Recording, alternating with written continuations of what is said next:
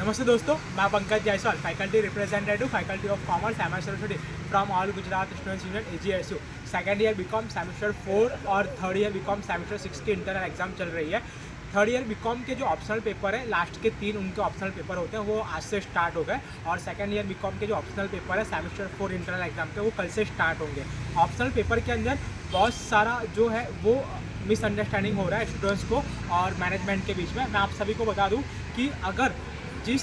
Admission के time पर आपने जो भी सब्जेक्ट सिलेक्ट किया था, इंटरनल एग्ज़ाम में आपको वही पेपर देने में आएगा। अगर आपका ध्यान नहीं था कि आपने कौन सा सब्जेक्ट सिलेक्ट किया था और आपने उसकी जगह कोई और सब्जेक्ट पढ़ा है पूरे सेमेस्टर पर, और आप ऐसा कहोगे इंटरनल एग्ज़ाम में कि मेरा सब्जेक्ट ये है, तो वो वैलिड नहीं हुआ, क्योंकि एडमिशन टाइम पर आपने जो सब्जेक्ट सिलेक्ट किया होगा उसी का जो पेपर है वो मैनेजमेंट आपको देगी इंटरनल एग्ज़ाम पेपर के दिन। लेकिन बाय चांस अगर आपको ऐसा ख्याल नहीं रहा कि हमने सब्जेक्ट कोई और सिलेक्ट किया था और कोई और सब्जेक्ट हमने पूरे सेमेस्टर तक पढ़ा है, और इंटरनल एग्जाम के दिन अगर ऐसा कुछ आपके साथ भी हो रहा है आने वाले 2 पेपर में, सेकेंड ईयर बीकॉम और थर्ड ईयर बीकॉम में, तो आप सभी लोगों से मैं रिक्वेस्ट करूंगा कि सबसे पहले आपके प्रोफाइल में लॉगिन करके आपका जो ऑप्शनल सब्जेक्ट है, आपने कौन सा सब्जेक्ट सिलेक्ट किया है वो चेक कर ले। अगर वो सब्जेक्ट सही है तो आपको इंटरनल एग्जाम उसी पेपर का देना है। अगर वो सब्जेक्ट कहीं ना कहीं आपके द्वारा भूल से सिलेक्ट हो गए थे और आपको ध्यान नहीं रहा और आपने पूरे सेमेस्टर में कोई और सब्जेक्ट पढ़ लिया है ऑप्शनल सब्जेक्ट में,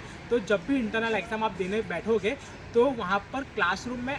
जो भी मैनेजमेंट की ओर से सुपरवाइज़र आएंगे उनको आप बोलना कि ये सब्जेक्ट जो है वो मैंने सिलेक्ट किया था, लेकिन ये सब्जेक्ट मैंने पढ़ा नहीं है और मैंने जो सब्जेक्ट पढ़ा है आप मुझे उसका पेपर दो। तो मैनेजमेंट के द्वारा आपको उसका पेपर प्रोवाइड करने में आएगा उस सब्जेक्ट का। उसके बाद क्या प्रोसेस करनी रहेगी आपको, तो आपका एडमिशन जिस बिल्डिंग पर है, यानी कि आपकी रिस्पेक्टिव बिल्डिंग पर जाकर आपको वहाँ से एक फॉर्म देंगे सब्जेक्ट चेंज के लिए। वो फॉर्म आपको फिल करना रहेगा और एडमिशन फॉर्म जो कि आपके प्रोफाइल में से जनरेट होगा उसकी प्रिंट आउट निकाल के जो आपको एप्लीकेशन फॉर्म देंगे आपकी रिस्पेक्टिव बिल्डिंग से,